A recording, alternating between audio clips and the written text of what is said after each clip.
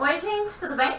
Então hoje a gente vai falar sobre as radiações, na medicina, os tipos de radiações, exames e também vamos falar sobre a medicina nuclear. Então o uso da radiação na medicina, ela tem gerado muitos avanços que são indiscutíveis, mas ainda gera muitas dúvidas nas pessoas, principalmente em respeito aos efeitos dessas radiações e também sobre como ocorre, como funciona uma radiação e como funciona no exame de imagem.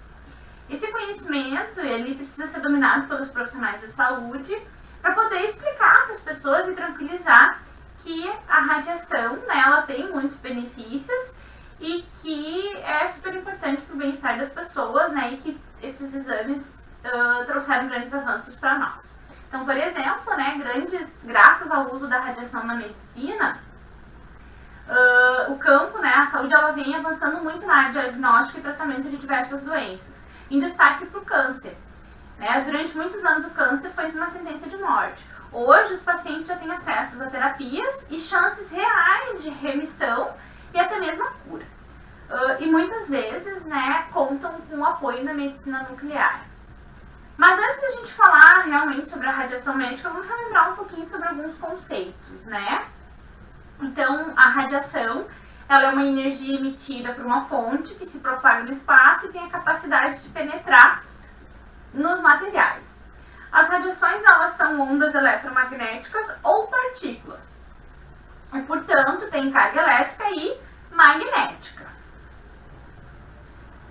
Elas podem ser naturais ou artificiais, criadas a partir de dispositivos inventados pelos homens. As radiações eletromagnéticas, elas estão presentes no nosso dia a dia, e no dia a dia da maioria das pessoas. Então, é a luz, onda de rádio, micro-ondas, raio-x, radiação gama, são os exemplos mais comuns. Já as radiações alfa, beta, feixe de prótons e elétrons são exemplos de radiações na forma de partículas. Nas últimas décadas, as fontes de radiação, elas passaram a ser temidas por muitas pessoas devido a grandes acidentes, como Chernobyl e a exposição do Césio-137 que ocorreu em Goiânia.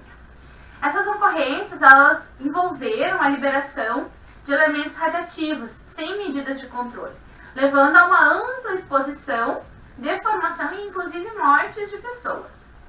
Sim, a gente precisa ter muito cuidado com as radiações, mas é indiscutível e inegável que a contribuição da radiação no diagnóstico e tratamento das doenças é inegável, Entidades como o Instituto Nacional do Câncer, que é o INCA, eles alertam para o uso controlado das radiações a fim de promover esses benefícios à saúde da população exposta. Então, os efeitos benéficos ou não, das radiações vão depender do tipo de radiação, do tempo de exposição e da intensidade dessa exposição. O uso da radiação na medicina, ela teve início em 1895, com a publicação de um artigo sobre uma nova espécie de raios. Nesse artigo, um físico alemão de nome super difícil, ele comentou a descoberta do raio-x e da capacidade de produzir fotografias internas do corpo. Olha que legal. Essa nova técnica, ela marcou o nascimento da radiologia médica, representando um grande avanço. Afinal, não era mais necessário realizar cirurgias exploratórias para diagnosticar uma doença. Anos depois, surgiram tecnologias mais avançadas, dando origem aos aparelhos de tomografia, ressonância magnética e também a medicina nuclear. Então, deixa eu falar agora um pouquinho dos princípios, da medicina nuclear. Existem, então, dentro da medicina nuclear, por meio de substâncias que contêm baixas quantidades de radiação, que são os radiofármacos, a medicina nuclear, ela dá um apoio, à cardiologia, neurologia, hematologia, nefrologia e outras áreas. É importante a gente destacar que as radiografias e a medicina nuclear, elas integram o campo da radiologia. Só que elas têm princípios distintos. Enquanto que as radiografias focam em características anatômicas, A medicina nuclear, ela se concentra no funcionamento dos órgãos e sistemas, tá? Uma das aplicações mais conhecidas, né, aparece no detalhamento do câncer, né, que é possível, então, determinar o tipo e a extensão dos tumores. Então, tu pode ter, ela é muito útil no tratamento e no diagnóstico de doenças. E a partir desses dados, né, obtidos através da radiologia, os especialistas podem tomar decisões mais assertivas sobre o tratamento e o alívio dos sintomas. Além do câncer, doenças como embolia pulmonar, infecções agudas, infarto agudo do miocárdio são também diagnosticados pela medicina nuclear. Alguns radiofármacos, eles também servem para combater dores nos ossos, né, hipertireoidismo e também para tratar o câncer na tireoide. Na aula anterior, a gente estudou as radiações e a gente viu que elas podem ser de diferentes tipos. Uma das principais classificações divide as radiações em ionizantes e não ionizantes. As radiações não ionizantes, elas possuem uma quantidade menor de energia e apresentam baixo risco. É o caso da luz, calor, micro-ondas e das ondas de rádio. Já as radiações ionizantes, elas têm origem no núcleo do átomo, contendo uma alta quantidade de energia. Elas são capazes de provocar a perda de elétrons, alterando o estado físico dos átomos. Nesse processo, né, essa perda e alteração de estado físico a gente chama de ionização. Pilares, né, da radiologia médica são os raios-x, que são, né, um exemplo de de radiação ionizante. Os tipos utilizados pela medicina nuclear, né, são as radiações alfa, beta e gama. Vamos falar um pouquinho mais sobre essas radiações ionizantes. A partícula beta, ela corresponde ao elétron emitido pelo núcleo de um átomo instável. Elétron é uma partícula que constitui o átomo e tem carga elétrica negativa. As partículas beta têm alta velocidade, cerca de 270 mil km por segundo, mas a sua capacidade de penetração no tecido humano é de aproximadamente 1 centímetro. Por isso, eles não podem causar danos, danos superficiais na pele, mas não nos órgãos, a menos, claro, que sejam ingeridos ou aspirados. A partícula alfa, ela é formada por duas partículas subatômicas positivas, 2 prótons, e duas partículas neutras, os nêutrons. As partículas alfas, ela possuem massa e carga elétrica maiores que as partículas beta, mas atinge uma velocidade menor, cerca de 20 mil km por segundo. Portanto, a sua capacidade de penetração é baixa. A partícula alfa, ela não costuma ultrapassar a camada externa de células mortas em cima da pele. Já a radiação gama, ela ocorre depois de emitir uma partícula alfa ou beta, o núcleo instável de um átomo produz ondas eletromagnéticas que constituem essa radiação gama.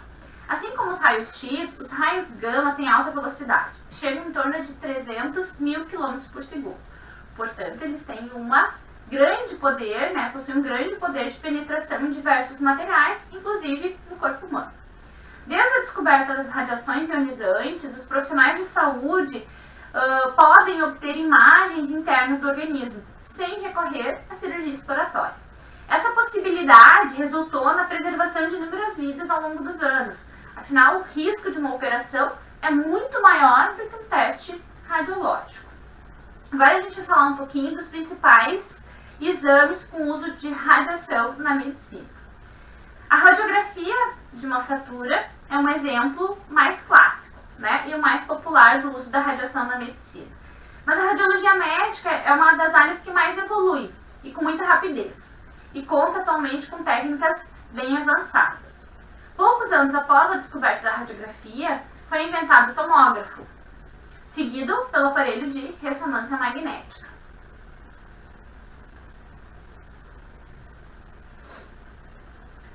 A seguir, então, eu vou mostrar alguns exemplos de exames mais comuns, tá bem? Então, o raio-x, né, ele utiliza raios-x para registrar uma espécie de fotografia interna do corpo. Uma das principais limitações é a captação de somente 2 dimensões, mostrando estruturas anatômicas sobrepostas. De qualquer forma, o teste, né, o exame, continua sendo útil para diagnósticos simples, principalmente quando envolvem tecidos mais densos, como os ossos. Esses tecidos, né, eles aparecem com maior nitidez nas radiografias, pois eles absorvem mais radiação. Partes moles, como os órgãos, eles absorvem menos radiações e aparecem em tons mais escuros na imagem, como vocês podem observar nessa imagem aqui de baixo. O outro exame é a tomografia computadorizada. A tomografia, ela também utiliza raio-x e mostra, né, partes internas do corpo, mas a imagem gerada, elas são transversais. O aparelho que se utiliza na tomografia é o tomógrafo, e ele possui um tubo que gira 360 graus em torno do paciente e coleta imagens em cortes da mesma estrutura anatômica. Esses registros, então, eles podem ser sobrepostos e formar uma imagem 3D. O outro exame é a ressonância magnética. O equipamento utilizado na ressonância, ele utiliza campo magnético e ondas de rádio para gerar essas imagens de alta resolução. A ressonância, ela é particularmente eficaz para visualizar partes moles e áreas das articulações. Outra vantagem é que o exame não usa radiação ionizante, podendo então ser realizado em gestantes sem riscos para os fetos, né? Então não ocorre a emissão de radiação, né? Não utiliza radiação ionizante, utiliza ondas de rádio e um campo eletromagnético para obter essas imagens. A cintilografia é um dos principais exames da medicina nuclear. Ele é usado, né, ele usa substâncias que emitem sinais que são detectados por uma câmera de cintilação. Esse teste ele revela pontos afetados ou o funcionamento do órgão. Tá? Então, por exemplo, nessa imagem que vocês observam aqui, a gente tem um exame que é o do meu filho, Tavinho, tá? Nesse exame, vocês podem ver que tem, são rins, tá? São os 2 rins. São 4 imagens diferentes, né, dos rins. Tem um rim que está mais escurinho, com pontos mais escuros. E o outro rim com os pontinhos mais clarinhos. Então, ele tem um rim pélvico, que fica na barriga, por isso que esses 2 rins estão mais próximos. O correto seria um rim aqui e o outro aqui. E esses 2 rins estão mais próximos, porque ele tem um rim pélvico que fica na barriguinha. Então, ele tem um rim que funciona super bem e o outro rim que não funciona muito bem. Então, a cintilografia mostra isso. Mostra o funcionamento do rim, né? Então, numa criança de 1 ano.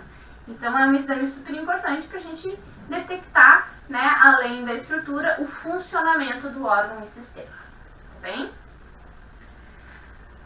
A cintilografia também pode ser realizada em outras partes. Então, quando realizada no coração, por exemplo, vai mostrar áreas de isquemia, obstrução do fluxo de sangue. Em pacientes com câncer, a cintilografia aponta as metástases, ou então o retorno de células doentes após uma operação. Um outro exame também muito conhecido é a mamografia. A mamografia, também conhecida como radiografia das mamas, é um teste, um exame que utiliza raio-x para monitorar as alterações do tecido mamário. Devido ao baixo custo, simplicidade e disponibilidade, a mamografia ainda é o principal exame de rastreamento do câncer de mama em diversos países, né? Os especialistas recomendam que mulheres sem histórico da doença na família realizem uma mamografia anual a partir dos 40 anos de idade. A radiação ela tem outras aplicações terapêuticas, especialmente na medicina nuclear. Alguns radiofármacos eles ajudam no tratamento de doenças e no alívio de sintomas.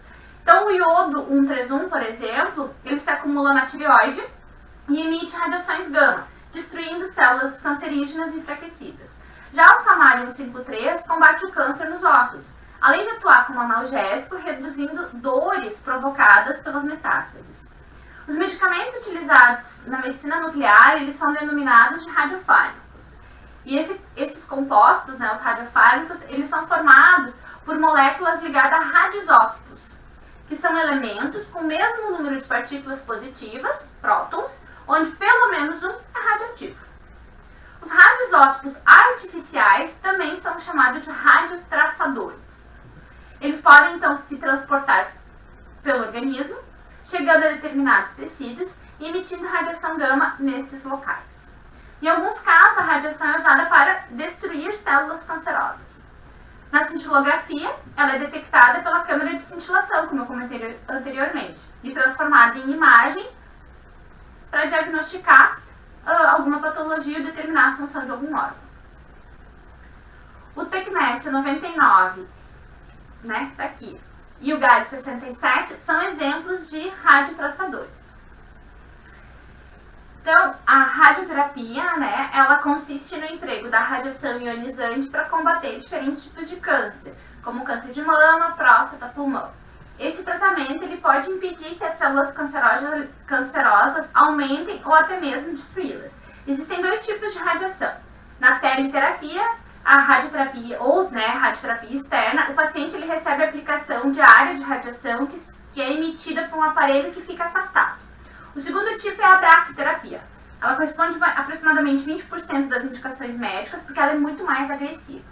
Nele são usados aplicadores, que são colocados diretamente na região a ser tratada, e a radiação é emitida do aparelho para esses aplicadores. Também é muito importante falar sobre segurança, monitoramento e proteção na exposição da radiação na medicina, onde 3 fatores são essenciais na proteção à exposição: o tempo, distância e blindagem. Ou seja, tanto trabalhadores que atuam na radiologia médica quanto a população em geral devem ficar expostos ao menor tempo possível. No caso dos trabalhadores, há regras bem específicas para que mantenham distâncias durante os exames que envolvam a radiação. Já a blindagem, ela costuma ser feita de chumbo e integra as salas de exames e tratamentos desde o projeto. O objetivo é de restringir a área de exposição, evitando que salas vizinhas ofereçam risco, por isso que eles fazem paredes com chumbo. No Brasil, existe uma norma regulatória, 32, do Ministério do Trabalho, que estabelece, então, as medidas de segurança e saúde de serviços de saúde. Essa legislação exige que as unidades que atuam com radiação tenham um plano de proteção radiológica, que inclui a monitorização individual de cada funcionário exposto à radiação. Normalmente, eles utilizam crachás com medidores de radiação que são verificados diariamente para ver o quanto a pessoa está acumulando de radiação por dia, por mês, por ano, tá bem? Esses empregadores, os trabalhadores, eles ainda devem ser treinados a usar equipamentos de proteção individual, como avental, óculos, luva e protetores de tireoide. Muito bem, gente. Então, a nossa aula terminou, Espero que vocês tenham gostado e a gente se encontra, então, na próxima aula, ok? Fiquem todos bem e um grande beijo da Prof. Ana.